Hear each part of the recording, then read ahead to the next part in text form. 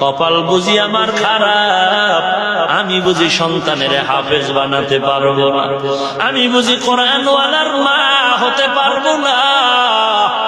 আজ যদি আমার সন্তান কোরআনের আলেম হয়ে যেত, আমি মাও বড় ধন্য হয়ে যেতাম। আর ওর বাবার কবরের কিনারায় গিয়া আমার সন্তান কোরআন তেলাওয়াত করে শুনাইতো, আর কোরআন পড়ার কারণে ওর বাবার কবর জান্নাতের বাগান হয়ে যেত। ভাইরা আমার, সন্তান ক্রমান্বয়ে বড় হওয়া শুরু করেছে। সন্তান বড় হতে লাগলো, লেখাপড়ার বয়স হয়ে গেল, কিন্তু না, অসম্ভব। ওই সময় মাদ্রাসা খুব কম, যেখানে সেখানে মাদ্রাসা নাই। একটা মাদ্রাসা খুঁজতে হলে বহু দূর যেতে হতো, কষ্ট করে। এই রকম বাহনের কোনো ব্যবস্থা নাই, বড় কষ্টের জিন্দেগি। মা একবার